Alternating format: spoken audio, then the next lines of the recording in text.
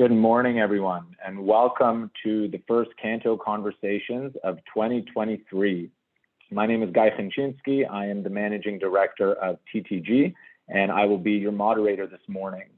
TTG is a Cayman Islands-based advisory firm specializing in telecommunications and cybersecurity. We provide expert guidance to governments and corporations in the Caribbean on a range of issues, including 4G and 5G network deployment, regulation development, business case analysis, network security, cybersecurity incident response, and ransomware response and remediation. TTG is also the only company in the Caribbean with a private 5G lab available to clients. Our guest speaker today is Mark Kneppers, CTO of TTG, who will be speaking about 5G trends and regulatory considerations. Mark is a highly experienced security and technology leader, having over 25 years of experience in a broad range of technologies and environments. He has a proven track record of delivering unique solutions and developing technology in the fields of internet services, telecommunications, security, and data analytics. Mark is a global leader in the telecommunications field and is recognized as a technical security expert and leader by government and standards organizations. If you have any questions throughout, please feel free to post them in the chat as the presentation progresses, and we'll also have a Q&A session available after Mark's presentation. So at this point, Mark, I'm going to hand it over to you to lead the way.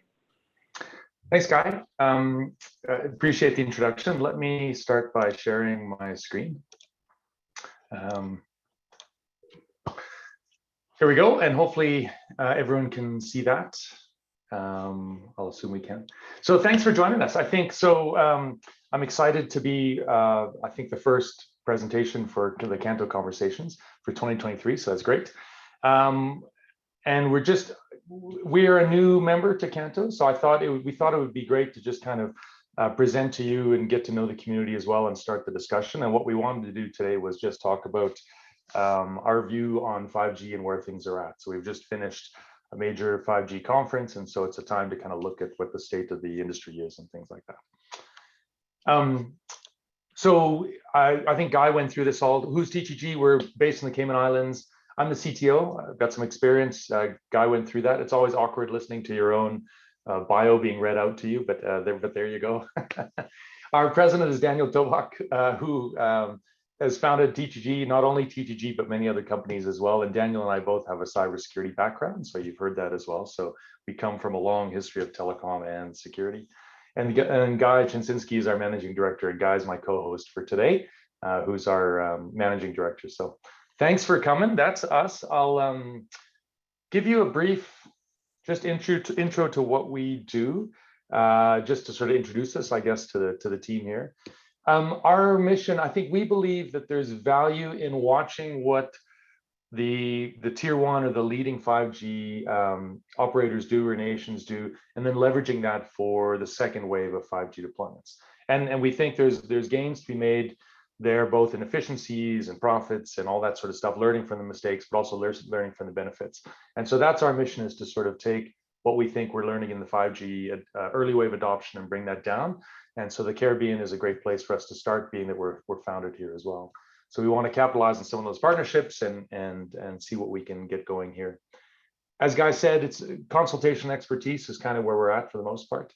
There's a lot of industry research we're doing, and we like to position ourselves not a vendor, we're not an operator, we're not a regulator, and so we do have this neutral zone in the middle where we can take a look at things, do some evaluation on product or solutions if that's what's required. And then that leads us to our lab that we do have at the Cayman Islands. So it's a fully functioning 5G lab, start to end, core and RAN, that is not focused on the technology and the infrastructure per se, but on the solutions that come on top of it and how to test those out and see how they best benefit our clients, right? And then lastly, obviously the cybersecurity advisory stuff. So very important, but Guy gave a great introduction to that, so it's not worth going over it again.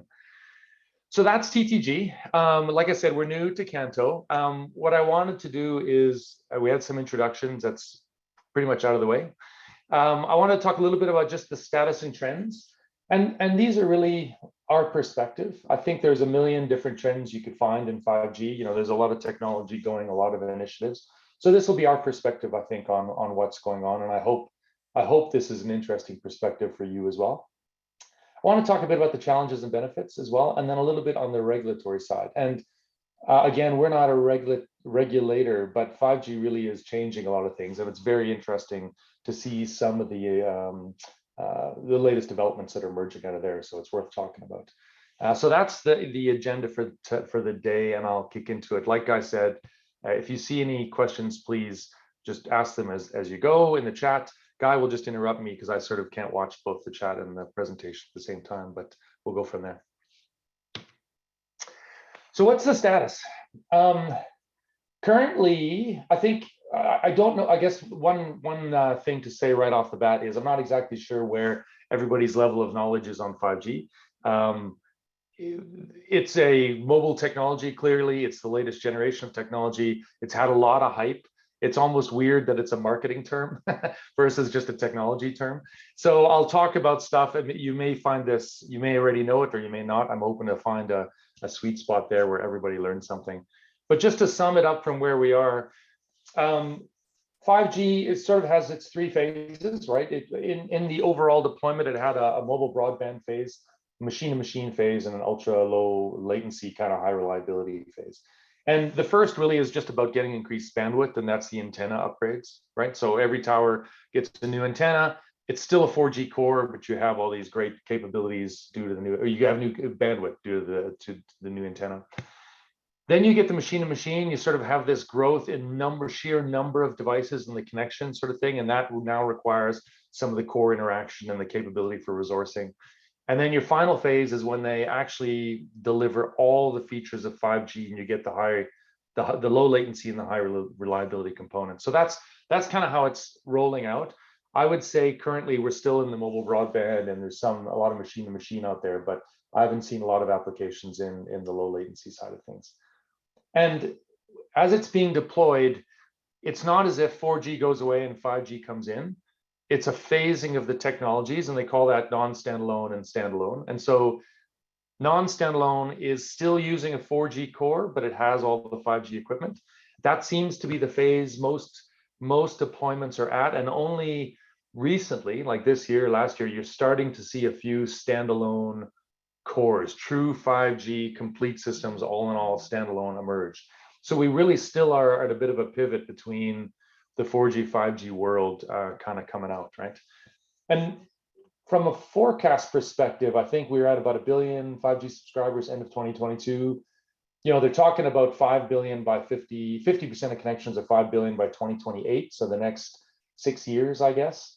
And then what's also interesting to watch is the rate of 6G. And I don't want to jump the gun here and sort of forget about 5G and go to 6G. But the struggle a little bit with mobility, and you know, maybe the benefit, but as well the struggle is that it keeps changing. And so 6G standardization or 6G development is underway. So the standardization process will start in 2025. That's just 3 years away. And these generations tend to come kind of every 10 years. So the expected launch is somewhere around 2030.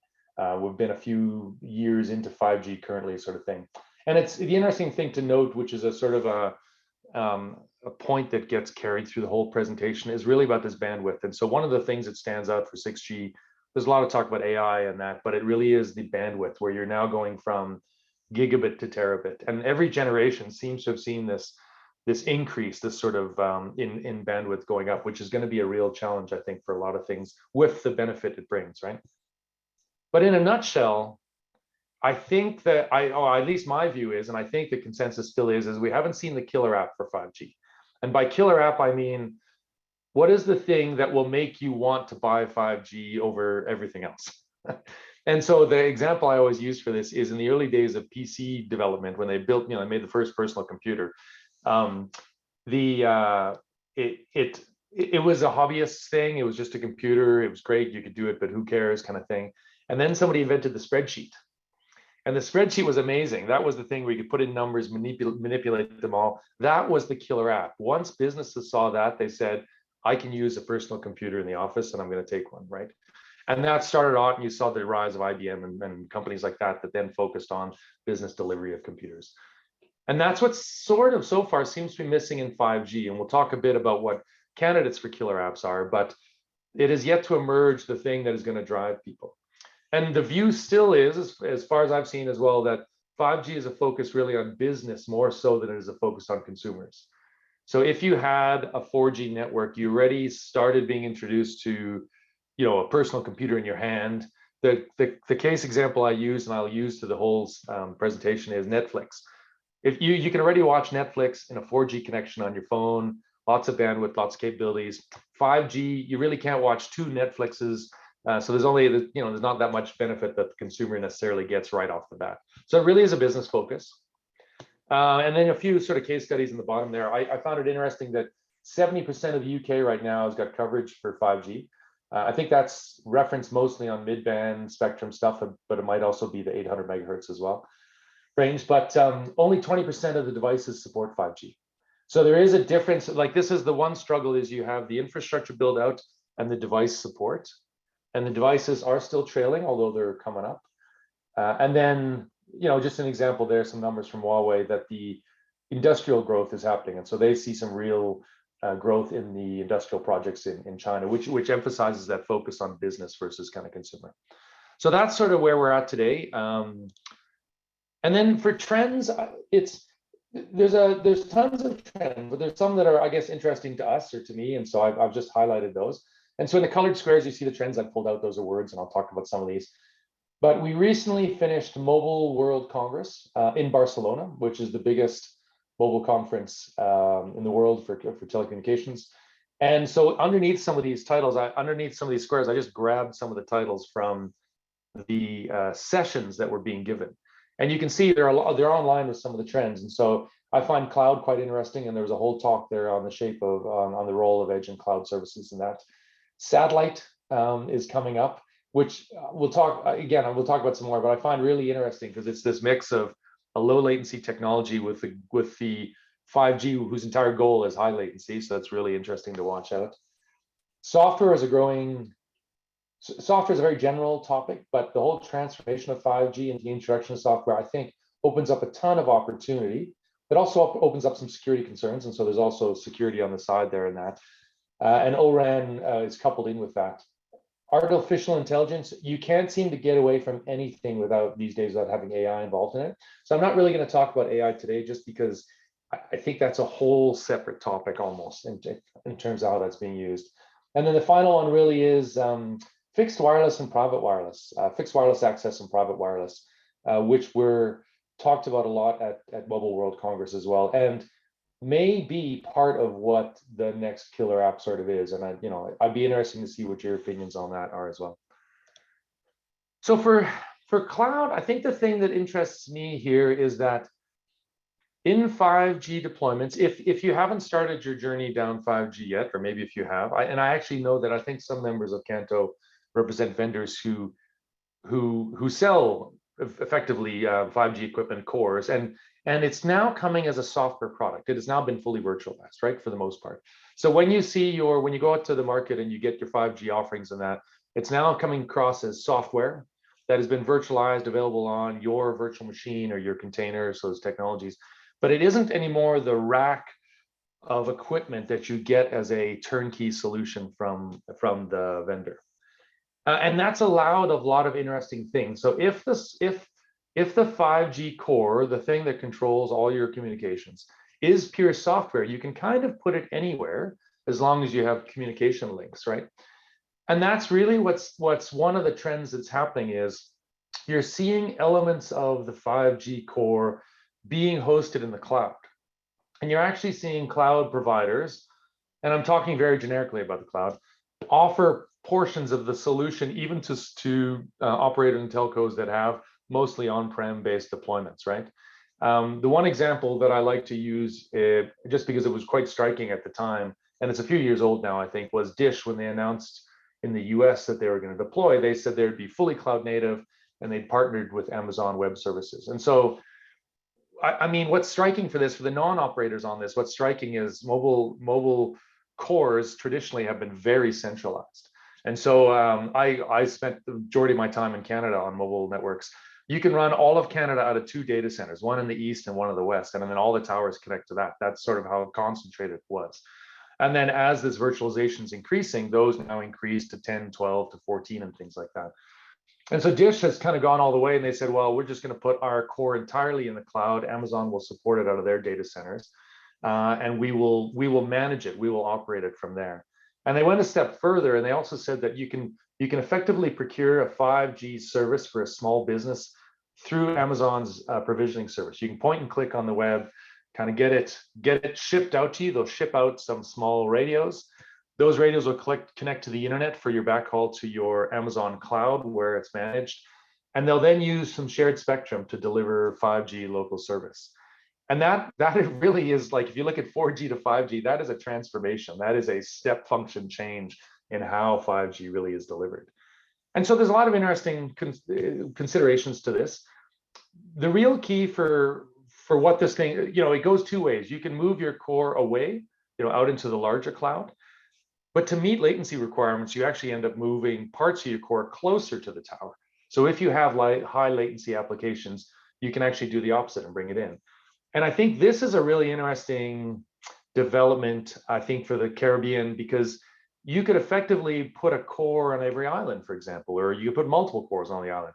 And it might have these implications both for innovation, because you can now interact a lot more directly with some, and we'll talk a bit about APIs and things a little bit later on, but also potentially resiliency. And so you have to ask yourself, what can this virtualization of the core going towards our nations do as opposed to going from the cloud and things like that? And how does that architecture change benefit something we need, right? So for me, that has been a really transformational element of 5G, and we're continuing to see more and more of that. And you're seeing Microsoft, Google, Amazon, all those players who will now actually offer up services for that. So, in the latest RFPs I saw for a variety of 5G services, you're getting 30 to 40 different players coming in offering systems, and it's allowing vendors to offer even just one function at a time, so you don't have to buy one whole core. So it introduces some competition potentially as well, right? That sort of leads, coupled with that, is this trend for software. And it's sort of, what I mean by that is, it used to be this turnkey solution, and now you actually get software. And along with that is this decoupling of hardware and software. So the operators now, for core, for example, expected to bring their own equipment, bring your commodity compute, your compute and storage, whatever it is. The vendor brings in the software. You can deploy it on your own compute.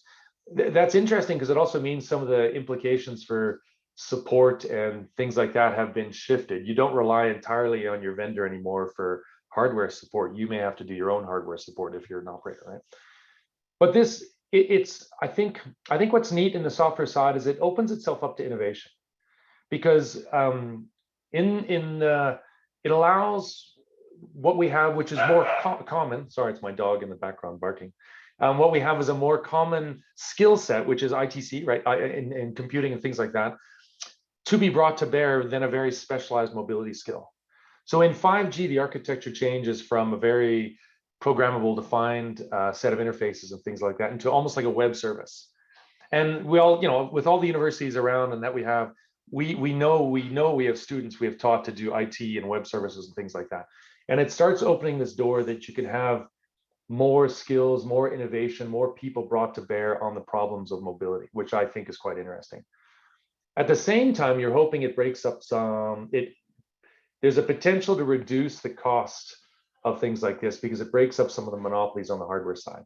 And this is a bit of a real push and pull on the industry. And so I highlight here O-RAN, not because O-RAN is necessarily successful in 5G, but because it's really interesting. And that's the debate out here is O-RAN going to be successful or not? And for those of you who don't know, who haven't been tracking, O-RAN is now a group of providers and operators who have come together to say, what we want to do is open up the RAN, the radio network with the towers and all that. We feel there's too much monopoly there. We want to introduce innovation and competition in there. And so we're going to take all the software that was on an antenna and on a base station, move it, put it in a data somewhere. So that's all that's left is a very specific antenna, piece of hardware that potentially can be delivered by people who are really expert at that. But all the software that runs it can now be made it can be abstracted away from the antenna and can be offered by a variety of different vendors.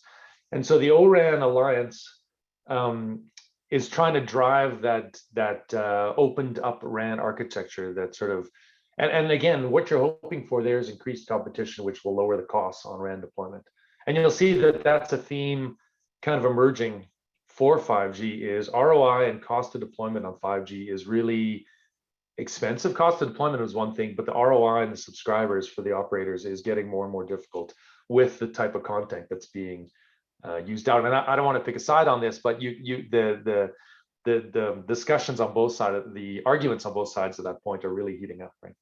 So that's neat. I think we got to ask ourselves, how do we drive innovation, leveraging the software shift in 5G? How do we drive innovation with our local resources? I think that's kind of key for me in trying to figure out what a killer app is, how to exploit 5G for the best, right? So this, I sort of made allusion to this before. I've heard some people say that fixed wireless access might be the killer app for 5G. And fixed wireless access is the idea that you can deliver broadband to an end user who doesn't have, let's say, fiber or whatever your local thing is, maybe even copper, things like that. So let's say an operator can cover 80% of their market, but there's some 20% of the market that's difficult to cover because they can't roll out the physical resources. Fixed wireless can get you there. That basically means using a mobile network to deliver broadband internet, and 5G gives you the bandwidth to really make that the same bandwidth as fixed wires, right? And that's what's kind of another really cool thing is 5G has, has been tested out at over 4 gig in terms of absolute bandwidth. It's sort of more averagey. You can get up to 1 gig of bandwidth, and on fiber, you're sort of kind of doing the same. So the argument is at this point, between wired or wireless, you can deliver the same bandwidth to any endpoint. You just have to choose what the best way to deliver it is, right? So fixed wireless has really taken off with the improved antenna and 5G and the extra bandwidth for that last mile. And some people have said that is the killer app of 5G, is delivering traditional full bandwidth, but over the wireless network, right? The only problem is it's a killer app, but for a very narrow niche. It's for those people who don't have the bandwidth access. If you have fiber, if you have wired full things, then wireless will never quite beat that, and so that's great. So the next sort of extension of that a little bit is this private wireless. So, if I can make the comparison is fixed wireless, you use a mobile network to deliver broadband to your customers, and private wireless, you do the same thing, but you give them a private core, effectively, a private wireless core. And this is a really interesting area. I think the idea is, because this is all software and because it's been virtualized, it has now been moved. It can now be given to a customer directly. And so you can install it on one thing. One moment, please. Sorry, my son is going to school and couldn't resist stopping me to tell me about the dog. So I had to just had to ask him to leave. So my apologies for that. It's getting too distracting. Because 5G is now all software and things like that, and you can virtualize it in the cloud and all that stuff, you can go to a company. And one of the examples that's being held up a lot for this is things like port authorities. And I think the reason that's being held up is you have an area that sort of has its own unique needs. There's a security perimeter, it's kind of controlled. It has a lot of data flowing around. You have to track containers, you have to do all those sort of things on that. It has its own communications network, and it might have really high needs. There's problems with Wi-Fi in terms of interference on spectrum and eavesdropping and security, things like that. There's some problems with laying infrastructure in a very physical environment. And so private wireless network, you can move a virtual 5G core over to the port, for example, run an antenna there that sees the whole port and run their own 5G network just for them. And you get the benefits of the bandwidth and some of the computing that comes with 5G and endpoint management, all the different solutions that get in there. But what's interesting too is that from a nation perspective or an operator region perspective, you could deliver private wireless before 5G rollout hits the mass market. And this is an interesting thing for nations or for areas that are not lagging but are not doing 5G right now, where you've still got to make the ROI with the operator. Is if 5G for the consumer for every tower isn't there now, private wireless might be the first foot in the door. So you deliver it to to a university, a port or campus, things like that. You gain experience, you slowly develop your skills around it, you figure out the problems of the installation, you start innovating around solutions like that, and you get prepared, right? And then when 5G rollout comes in for the mass market, that market's already primed, the resources are there, the regulations there, and you can kind of get ready to go. So private wireless networks are offering some real advantages to customers, but I wonder if they're also a really interesting way to dip your toe into 5G networks before that mass rollout, and whether there's a real benefit for that for new markets, right? I think this is the last trend I'm just talking about, but I find this one really interesting, which is the satellite stuff. And again, maybe this is just a pet peeve on my part, not a peeve, but anyway, my own quirk is I find this interesting. But satellite was always, in the history of sort of internet delivery and all that sort of stuff, satellite is always there to reach remote locations, but the hang up is the low latency, right? That's the fundamental problem of that, is latency. And if you don't know what latency is, it's kind of almost that delay. You'll see it. It's almost a delay in a response, in a request and a response, because it has to go all the way up into space and all the way back. And some of that has changed with the low Earth orbit satellites. As they come lower, the round trip time is a lot faster, but still there's an inherent delay you're never going to get around. But we're seeing those partners with 5G, which again, I find really interesting, because 5G's goal was to deliver latency down to 10 milliseconds. It was not to increase latency, right? But where you're seeing it is on, there's kind of, I would say there's sort of two areas that it's sort of merging out. One of them is on backhaul. So if you can put a tower on the other side of the mountain, but you can't run the fiber of the mountain, then you can use satellite to backhaul that traffic from the tower back to your local station. So that's interesting. And I think it was Verizon and AWS looking to extend some of that. The other thing is some of those rural places that I talked about as well, where you can kind of deliver where it hasn't been done before. And the opportunity there is really for more, I think it's giving, there's two ways to look at it, right? One of them is it's about increased revenue for the operator, so they can actually get to new markets and things like that. But when we talk about digital divide, it's also about just getting broadband out to people or subscribers that haven't had. So there's sort of a win-win there for a lot of them, right? But it's a limited niche. The other interesting thing is the direct-to-device satellite. And so I think iPhone just recently released their option in select countries to have, a normal 5G phone, but then if you lose coverage, you can point it at the sky, find your satellite, and then make an emergency call if you needed to do that. And for the first 2 years, it's free, but then of course, after some point in time, we expect that to be a paid-for service. And so there are currently now 5G handsets that will also do satellite. So they're interesting for coverage, but they won't be the affordable solution, that's for sure, right? And so you see satellite creep into the market, which is interesting. It introduces these latency concerns, and I'm using that as well to highlight some of the advantages that multi-access edge compute could do. So MEC is a technology that came with 5G. I don't think it's necessarily bound to 5G, but it just has arrived at the same time. And the idea there is that you can take compute and storage and let's say put it at the base of a tower, move it closer to your subscriber, and then do some work there. And a simple example of that is, if I go back to the Port Authority, for example, that might be a thing, but you've got video cameras monitoring the things. You want to upgrade those video cameras to make them high def, so 4K video cameras so you can see everything. But that's a lot of bandwidth. So you bring it back over 5G. The local MEC, the local compute and storage there, could process all those images for you. It could do algorithms like movement detection, shape detection, things like that. It could actually process those. And then on backhaul, it would only forward the alerts back to a central site. And if that would be the difference compared to the old way of doing it, where all the cameras report their video back to the tower and all the video gets sent back to a central data center, consuming all that backhaul. So the edge compute has a lot of potential for doing all kinds of applications, but I wonder if one of them as well that is really useful in the Caribbean as well as some of this backhaul preservation work.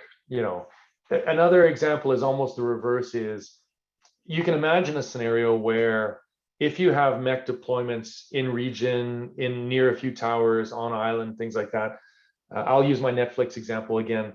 They push down, they store on those MEC instances the top 100 movies. And then all your local subscribers, if that's your big bandwidth use, for example, 50% of the time, maybe 60% of the time, they're looking for one of these top 100 movies. They can find them locally. So they'll come over your 5G, they'll find the movie in your MEC instance, they'll go back, and you will have saved that constant backhaul that all the people looking for the same thing take in going back to the data centers. So there's a lot of interesting potential there for increasing latency and removing backhaul bandwidth if done right. And the question is, what is the application that makes it done right? The last example I kind of have on the slide is this one with Deutsche Telekom and Microsoft, and they were delivering a private wireless for warehouse operations. And so they've kind of done exactly what I said, is it's a private 5G network, so they can talk to all their equipment. That's great. They brought in MEC so they can do the storage and the processing. And the solution there is really around things like augmented reality. So you have people walking around a warehouse with a certain set of glasses, and maybe you look at the floor and you can see where the electrical lines run, or maybe you see the floor. I'm making these instances up because I don't work in a factory, but you can imagine what happens in a warehouse. So a lot of neat things, right? And I think this congestion and backhaul issue is one that'll be quite, as well as the reach one that might be quite interesting, right? So on the benefits side, I wanted to summarize this because I've sort of presented you with some trends, and the trends have kind of been, positive and negative, but there've been a lot of technology. But I guess the question is, what would you use 5G for? Because this is what you need. This is the discussion you need to have to find the killer app, right? I think education is a really interesting one, and I think COVID brought this out. Like one of the risks, one of the things, if you'll grant me a few minutes just to sort of look back, is one of the problems COVID has, it came really suddenly. So we almost got caught off guard and everyone kind of went home. And the risk there was that some people get left behind. Like, can everyone work at home? No, they can't all work at home. What happens to those that can't? Things like that. And students and education was one of those areas where there's been a lot of worry that those few years have meant that the education quality has really decreased in that time. And there's a potential here. There's a lot of potential here on 5G for both enabling that education anywhere. So regardless of the circumstance, on site or at home or things like that. So even in the face of a pandemic, but also for areas that have a hard time getting to the universities or the high schools or whatever the distance can be, right? And so these are really talking about AR and VR, which is augmented reality or virtual reality. And that needs the bandwidth, it needs the compute. But you can imagine a situation where somebody can't reach a university, but is on the other side of the mountain, for example. I just use a mountain. But they can get into the AR, VR handset, and they can maybe sort of drive a forklift, or they can see what surgery looks like, or they can experience those things. And how does that enhance education? So again, there was a lot of talk at Mobile World Congress around the education benefits. There was a surprising amount of talk around metaverse, which I've not been to the metaverse, but apparently it's super great, and a lot of people are talking about the metaverse. So that's an element of education that really seems to be standing out, right? There's a few elements here that I won't talk to a lot, but where we're seeing, I think my first slide, manufacturing is really seeing some take up on the 5G stuff. So this is around controlling your warehouse floor and your robots and all that sort of stuff, and having that private network to kind of control it. That's been some real benefit. There's been a lot of fintech benefits that are being talked about. I'm not going to go there because I think the Caribbean is fairly well steeped in fintech and what to do there. So I'm going to assume that most people have a feeling of what they want to do there. But the health innovation is really interesting. And I was showing Guy this presentation before we joined this, and Guy said, "Mark, you haven't seen the banana surgery." And I said, "I don't know what you're talking about, Guy." And there's a video, and I don't have a link to it. I should have posted the link. Guy might post the link. But it's of a guy in London, a doctor, I shouldn't say a guy, a doctor in London who is demonstrating remote surgery. So he's actually manipulating surgical instruments in, I think it's Los Angeles or in California kind of thing. And of course, what he's operating on is a banana because they're not entirely safe yet to operate on people. But there's a video of this, the two side by side and the guy operating that, which is interesting. So you have to ask yourself, if I have a surgeon down the street, do I really want the banana guy operating on me? No, that's not what I want. But But if I'm living remotely, I probably do want to consult with a physician, and I may want to review my X-ray images and things like that. And so 5G can actually deliver that. And I think we saw in COVID the demand for digital health services really emerge, at least in a lot of the jurisdictions that I saw. We definitely saw that come up. And so there's a lot of benefits and use cases there, right? I want to touch on the bottom, the APIs point. If you're not familiar with the term API, an API really is, it's a programming interface, and it really is a way to let one computer interact with another one, let's say that, right? And so those are being built into 5G. And so the idea is there are now opportunities for external systems and software and functions to interact with 5G. And so and I think this is where the innovation side of things can come from, where you really get focused services. So let's imagine that you want to start up a business, and what you want to offer for that business is a way of providing enhanced services to your customers. And so you make a deal with the operator that you're going to use one of their programming interfaces. And now you can reach into the mobile network with permissions and the security appropriately defined and all that stuff, and adjust the quality of the network for your subscriber. Maybe you can add some value. You're going to add in some parental filters. You're going to look at the content and adjust it or do what you want. There's a lot of really interesting things you can do. The problem is that if you want to do this consistently, it has to be that programming interface has to be the same for every operator. You can't go to one operator who says, well, all you can get is location, and another operator who says, well, I'll let you change the content or something. And so the GSMA, the global standards body, has actually got an open gateway initiative, which is trying to standardize these programming interfaces for all the, as an industry-wide thing. And I think there's a ton of opportunity for innovation. What is the way we would like to interact with the mobile network? What is the value we want to add on top of that operator network or to pull out? That's a lot of real potential there. And then the last one is, there's been a lot of talk around some of the sustainability solutions. So some of them are just around enabling your sustainability. So to reduce energy, you probably need sensors. Like there's a lot of things where to reduce our consumption of resources, to reduce our emissions and things like that, you're actually going to need to be more reactive to the environment. Put a sensor out there, detect if something is not being used, turn it off, that sort of stuff, right? And so that's also one of those mid-phase 5G solutions for IoT, where we're now going these sensors out. Another really interesting stat was there was a company that did a study, and they found that if you went out to the mobile network for any equipment that was 8 years or older, and you replaced it with modern equipment, so at that point it'd sort of be some of the 5G equivalent stuff, you saw a 50% power gain, even if you didn't change the functions. You simply saw that. And that's just due to the increase in efficiency. So you don't want to throw away your equipment just to kind of get that, because you're going to end up with a garbage pile full of mobility equipment. But it illustrates that people are starting to think about some of these things. And there actually is I think there's a lot of positive that comes out of there, but there's a little bit of negative that comes out when I talk about the regulatory side. So we'll talk to that. So on the challenges side, I think we all see this, but I think it's worth just calling them out. There's an interesting push and pull on your 5G deployment. So the question is you don't want to be left behind, but you don't necessarily want to be at the leading edge of 5G deployment, because it's an expensive place to be if you don't know if you've got the ROI. And that's the second challenge, is that the return on investment for operators on 5G is questionable. And in Europe, it's quite interesting. It actually is quite low due to the sort of volume of competition out there. And a lot of that is due to the cost of infrastructure. We're talking billion-dollar build-outs, across the world. And the sort of things like the increased bandwidth per user. So in maybe 4G, you had you could have 1,000 users on one piece of fiber backhauling out of a tower. But now they use more bandwidth. And so that same fiber could only support 500 users. And so the value of that fiber, or the cost of that fiber the revenue per subscriber of that fiber has actually kind of gone down, meaning, operators need to deploy more fibers, but they're not really gaining new revenue that way. It's just to keep the same subscribers because the use is going up.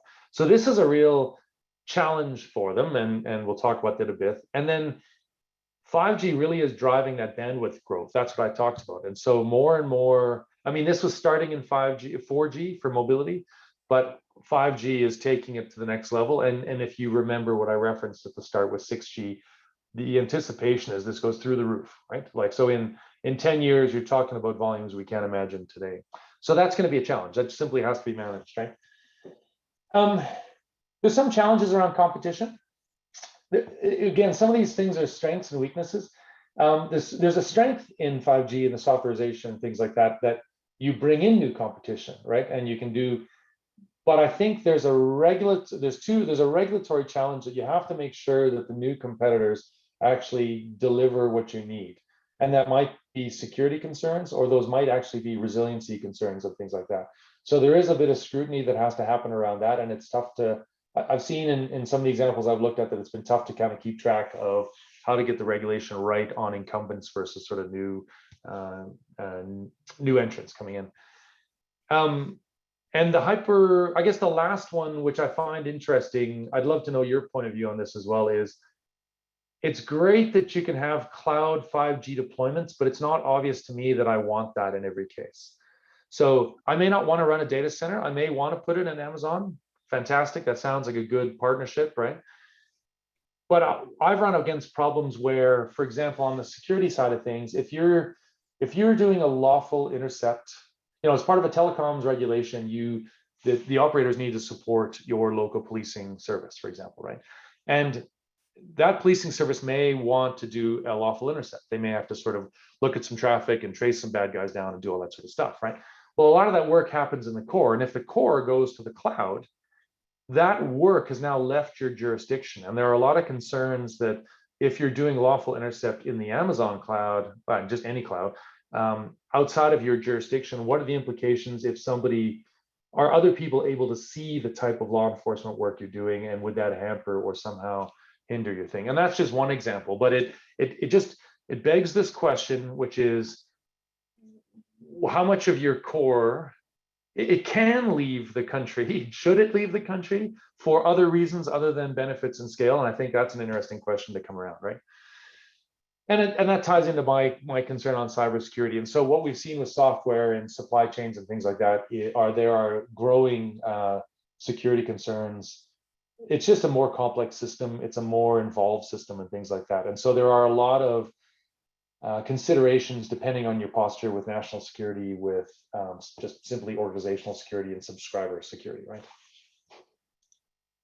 Okay, so I think this is my second last slide. So you won't, you grab one more sip of coffee and hopefully we're done and you can ask questions if you like. So there's a few themes that emerge. There's always a spectrum. I mean, clearly that's a key focus of regulation. What's neat is just there's an effort to harmonize spectrum across the EU, and that's done by the European Council, right? So the EU Council, and that's just partly it's people have sort of landed on the mid-band 3.5 gigahertz kind of thing for that mid-band spectrum, roughly speaking. But even in the EU, some mid-band spectrum auctions haven't happened yet. So if you think about I often think of the EU as fairly forward moving on 5G, but the truth is in some regions of the EU, they haven't even done their mid-band spectrum. And this is one of the problems is they have a unified region, the EU region, and yet it's fragmented internally with terms of 5G. And a lot of the problem is the spectrum issue. And so you actually have operators operating in different countries, and that's a fairly dense environment, who can deploy here but can't deploy here.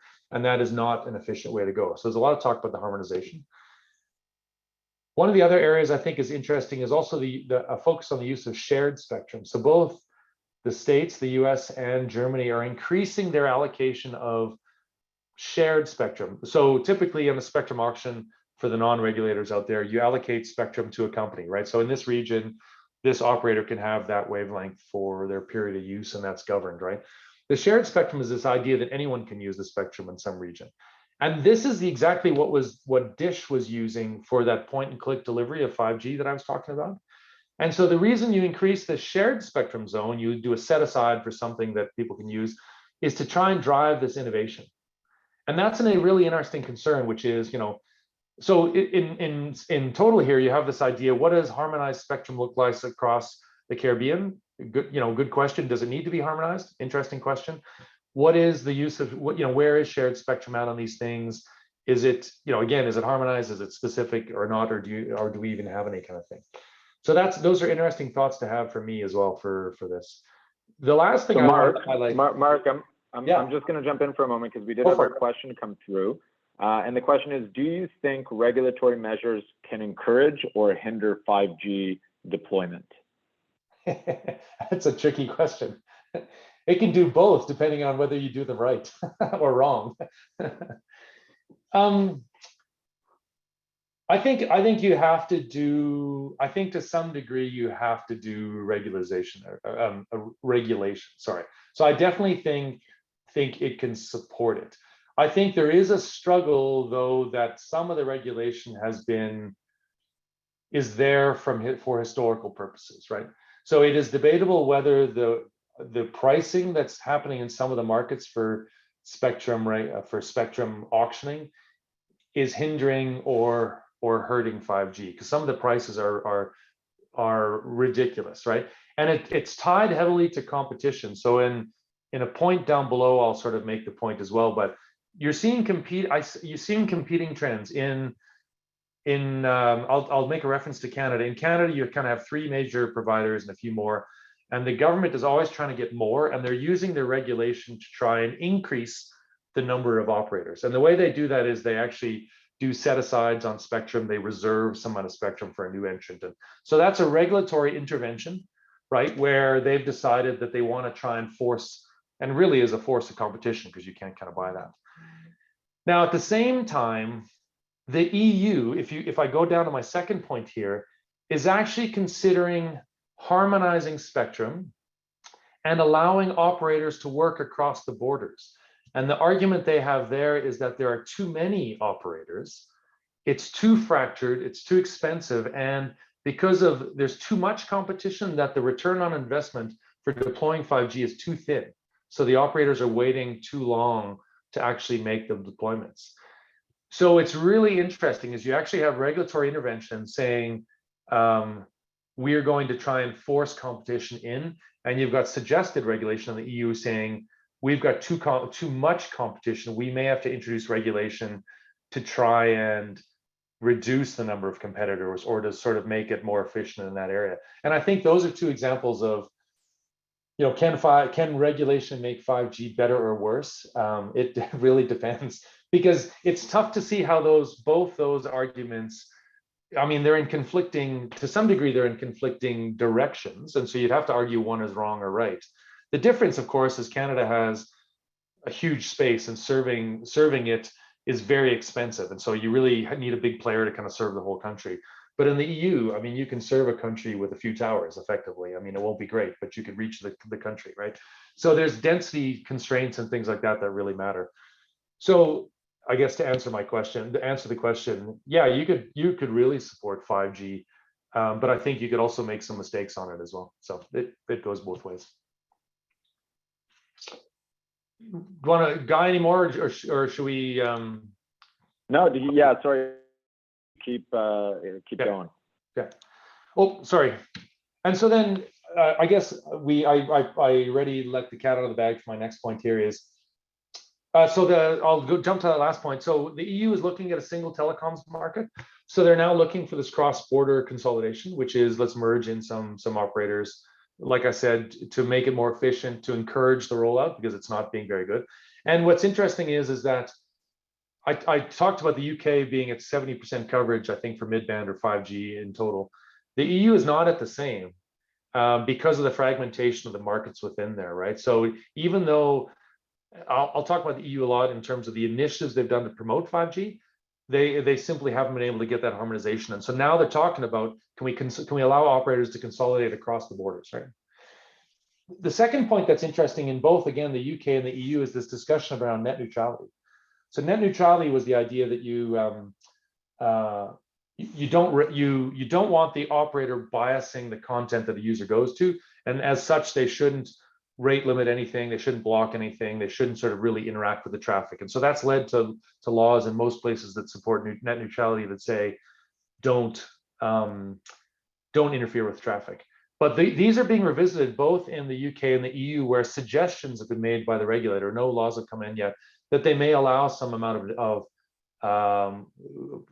violations of net neutrality or cases against it. specifically things like, can you offer premium or specialized services like connected cars? This is what the UK has suggested. Can you do traffic management for congestion?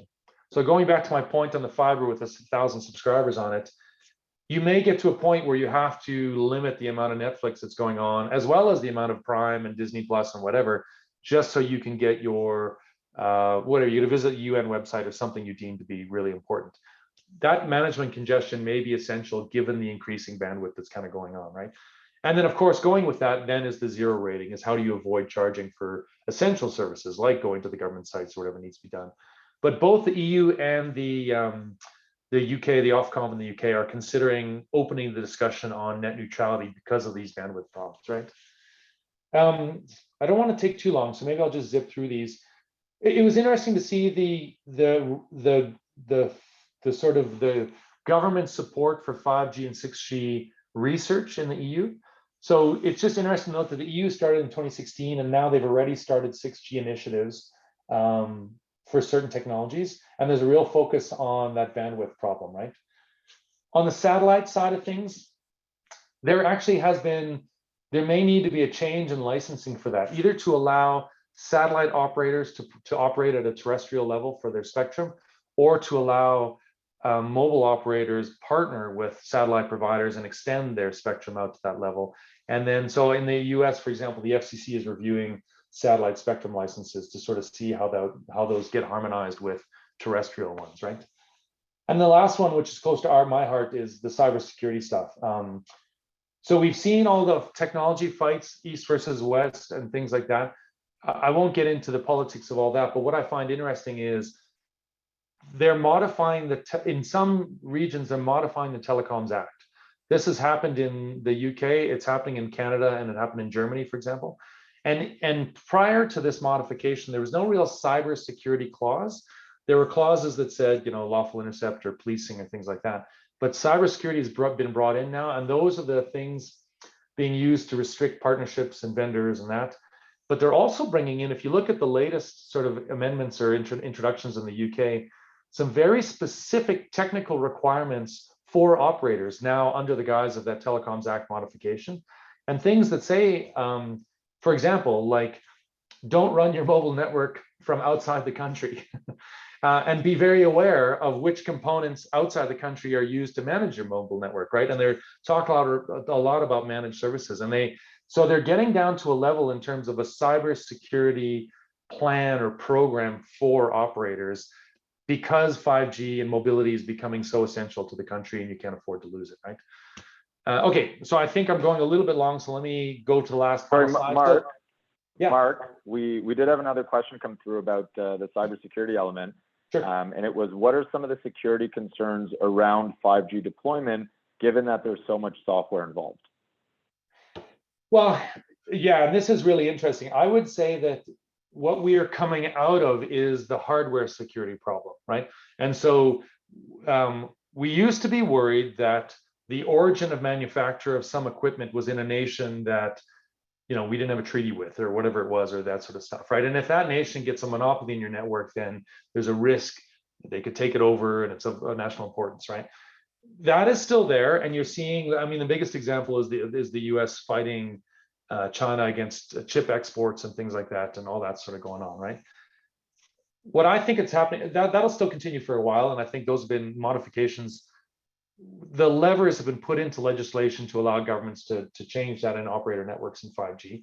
But on the software side of things, what's really interesting is the amount of open source software. So software no longer has any more a country of origin, let's say. And so you're actually, when I look at the 5G software packages that are being delivered to operators, they include multiple open source projects, like whether it's TLS libraries, encryption libraries, or simple things like Docker and the things that manage containers and all that stuff. A lot of the proprietary vendors are writing their own code, but then rolling in open source. And there's a real struggle on the security side of things to figure out, in the operator contracts, you sort of need to say to your vendor, you're accountable for the software bugs in the software you give us, right? Seems reasonable. But you also need to say, and you're accountable for the software bugs in the software you got from somebody else in the software that you gave us. And that has to be pushed down the whole supply chain.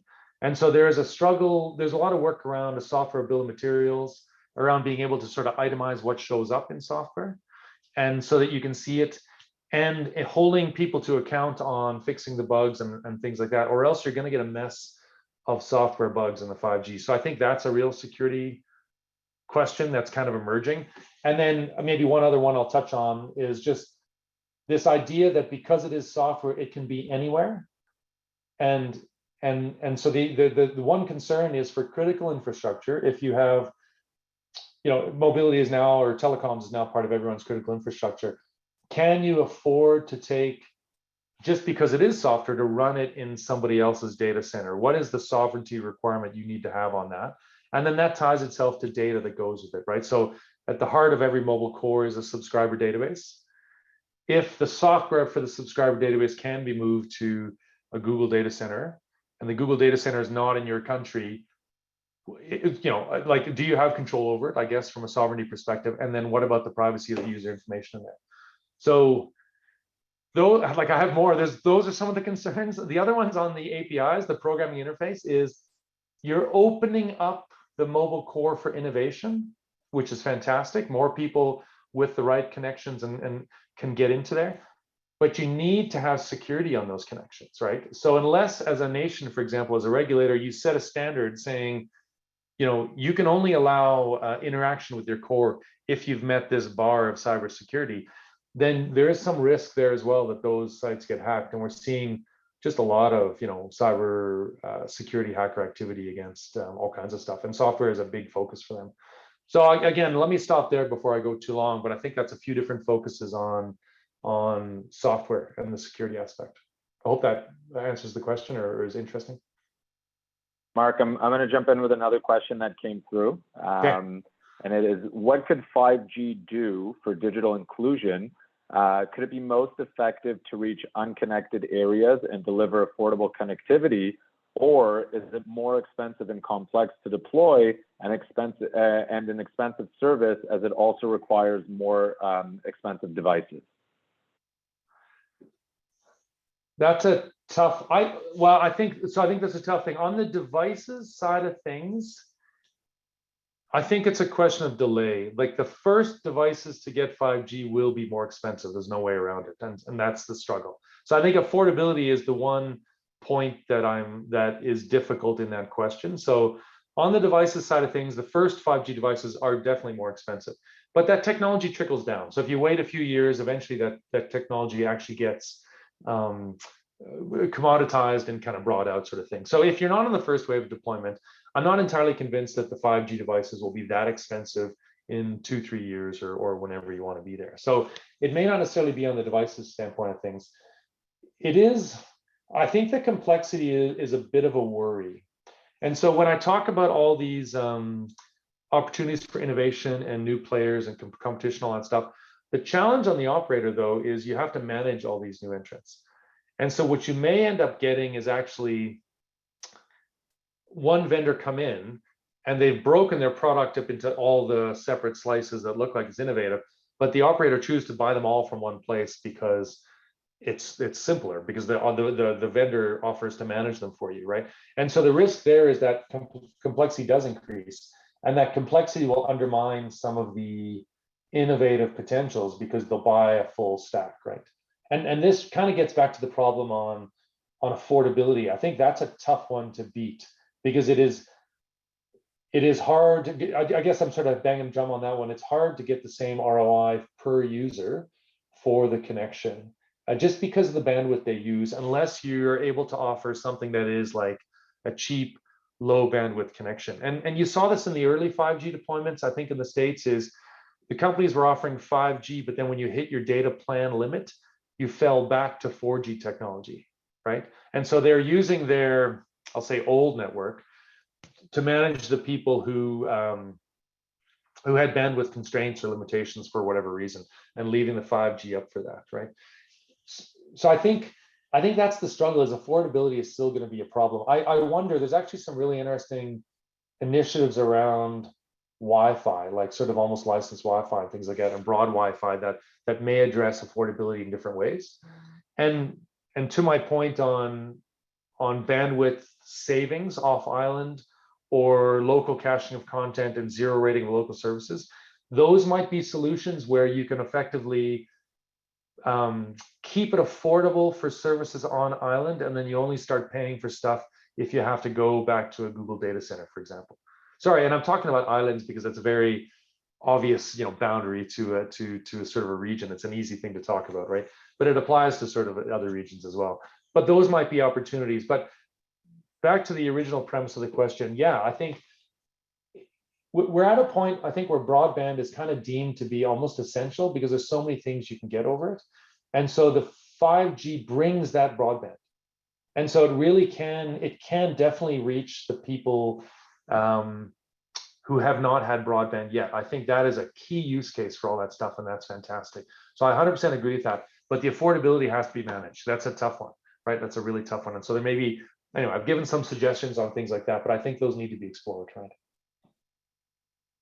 Mark, I know we're running short on time, so 2 more questions came through, so I'm just going to throw them your way, and then maybe we'll wrap up because we're reaching the top of the hour here. Okay. The first one is, what are the privacy concerns taking into consideration GDPR when hosting these kinds of services out of country, and also taking into consideration the high cost for international capacity? I'm not a GDPR expert, so I'll just say that up front.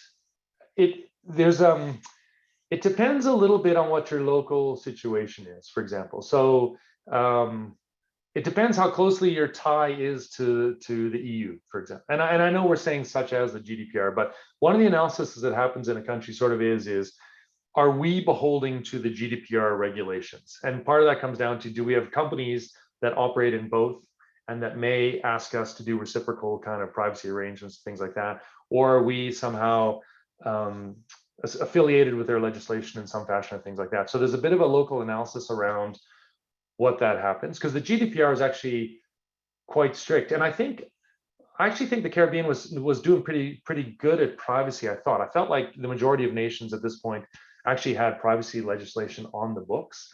And so if this, to me, feels or felt like, I don't know if this is your perception as well, as something that the region is being seized with, an issue and a topic that it is being seized with, right? So anyway, so I think it's important. I think for the specific GDPR stuff, you do have to worry about whether you're within jurisdiction, either through countries you work with or the way the laws do. On a national level, it kind of comes down to a stance. Like as a security professional, it's always a risk cost kind of thing, right? And I guess the question you have to ask is, out of all the things, let's assume you're talking about the privacy of a user's name and address and all those sort of things. So out of all the things that a user does in country, is this the only place that it's going to leave the country, or has it left in other places? And it's considerations like that that are going to help you determine whether it really matters, whether that 5G cloud presence has an impact on the privacy posture in the nation, or whether it doesn't. I think for the most part, if I look just to the jurisdiction I'm most familiar with in Canada, we would keep all that stuff in country. I mean, even being a neighbor of the US, we have requirements in country to keep all governmental data in data centers in there. And that was difficult for a while because Google, for example, didn't offer a data center in Canada. And so for the longest time, Google was not a cloud provider for any government sources because they didn't do that. And so until they brought a data center in a region, we didn't allow the data to go there. But that is not a position every country can take. So that becomes quite difficult. Anyway, so I danced around answering your question a bit because I think it's more of an interactive discussion, but those are some considerations I think that play there. Mark, next question that came through, should 5G be considered to replace fixed line networks? Are they copper that's rusting out? I think the answer is yes. I'm plagued by bad copper for DSL in the back of my house, and they've had to bond 2 or 3 copper lines together just to get enough bandwidth to watch like the digital TV that's brought to my house. So I wouldn't replace any fiber delivery, no, not at all. But for places where you're not meeting the bandwidth expectations, or you're simply not serving, yeah, 100% you can replace them. Like, I think that is the capability that's there for sure. Yeah. A very short answer, but yeah, I would say so. Wonderful. And then another one that came through from our Facebook stream is, does 5G have more benefits than Wi-Fi? Yeah, for sure. Yeah. Well, more. You might say different. I think it's more, but let's say different. Like the benefit, you know, what's really interesting is the benefit of Wi-Fi, for example, is it's standardized globally, right? You can go anywhere, you get to Wi-Fi on that stuff. And it's ubiquitous on every device. Those are great benefits. You can get it all the time. The downside of it is it's subject to interference because it is shared with all those other things, right? And Wi-Fi purely really is a broadcast technology. It doesn't include all the management stuff that comes with 5G. So now if we shift to 5G, you now have spectrum, it's radio frequency stuff, which is the same as Wi-Fi, but it's regulated, right? So it's now reserved. And that's why when you started seeing autonomous vehicles, you see them in like mining firms and things like that, where they're driving big mining trucks around. They said, well, we can just automate this truck. We'll drive it wirelessly. We'll put a Wi-Fi thing in. That worked until you got too many trucks, and then the interference on the signals was causing problems. And then they had to shift to regulated spectrum, which is effectively what 5G is on things, on what 5G uses. Because at that point, you now have dedicated channels, dedicated bandwidth, you've got guaranteed connectivity. So the difference from 5G to Wi-Fi became that guarantee, that expectation, the bandwidth, all that stuff. The other neat thing is you actually get enhanced security. Like, for whatever you've looked at in mobility or 5G, it is a highly, I mean, there's always problems, so don't flame me for getting it wrong. There's a lot of security built into 5G in terms of the encryption over the air interface, the user management, the subscriber, your SIM cards, all that sort of stuff, the end-to-end separation of traffic all the way through, and all that sort of stuff that gets mobility. And then there's a lot of user management. If you layer on top of that the potential services, so what 5G will bring you potentially as well is things like network slicing, which allows for differentiated services. Or, you know, what's neat is you can connect that into, let's say, a firewall. If you wanted to have like a protected slice in 5G that controls access to the internet. So the potential benefits on 5G are so much larger because 5G is a bigger system. Wi-Fi really is just the air technology, and 5G is everything, including management and all the services you layer on top. But if you go back just to the wireless side of things, it comes down to that dedicated quality versus that shared and potentially contested resource for Wi-Fi. Right? Wonderful, thanks, Mark. And if anybody else has questions, I've dropped my email into the chat, so you can always reach out to me after if anything comes up afterwards. And Mark, we'll let you continue on with your slide. I think this is the last slide, so we're looking good for time.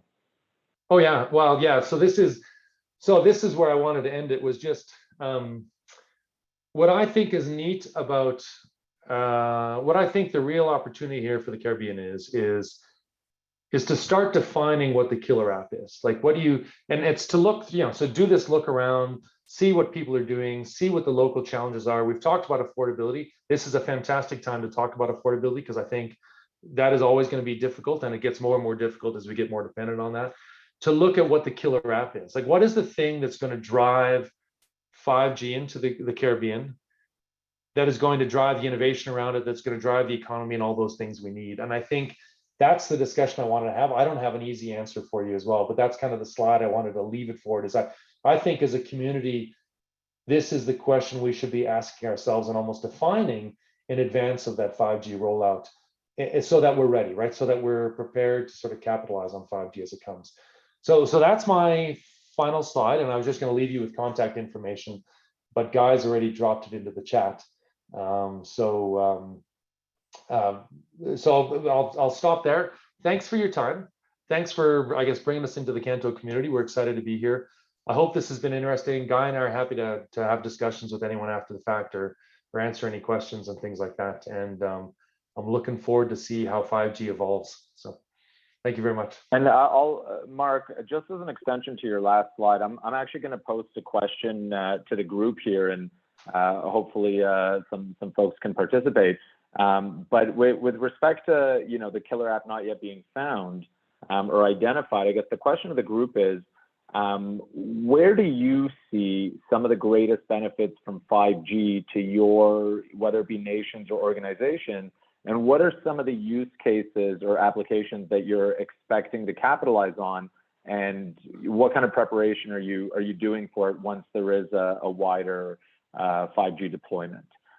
So if you do have answers to that, feel free to drop them in the chat. And maybe we can have a quick 1 or 2 minute discussion before logging off. So I'll give it a bit of time, and we'll see if anybody is able to provide some insight in the chat there. And other than that, Mark, I'll thank you for a wonderful presentation and very informative talk. I appreciate it. Thanks, Guy. I think everyone's watching your banana surgery link. That's the. It is interesting. So I'm not seeing anybody typing away in the chat just yet. But what I'll leave it off by thanking everybody. Oh, we did get one person saying fintech.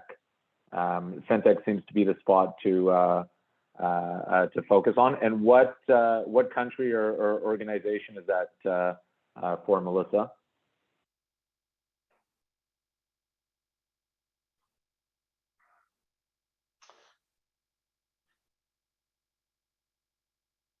Yeah, there was a lot of talk of fintech as well, and I didn't highlight a lot of those use cases today as well. So it's a good complement to what I think what we talked about today. Yeah.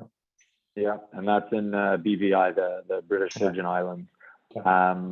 But thank you everybody for your time and for sharing your morning with us. Be sure to register for the 38th annual CANTO Conference and Trade Exhibition. It's going to be at the JW Marriott Miami Turnberry this year. And of course, you can always visit canto.org to register and book your accommodations. Thank you guys so much for tuning into this first CANTO conversation of 2023. We look forward to seeing you at the next session and at the conference in July. And we appreciate your time this morning and for being with us. So thank you.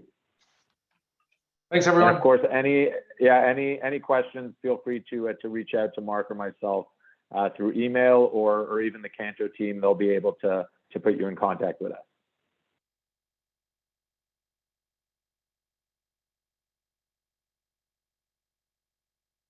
And there's some details for you on the CANTO conference. And other than that, we'll wish you guys a wonderful day and thank you for sharing your morning with us.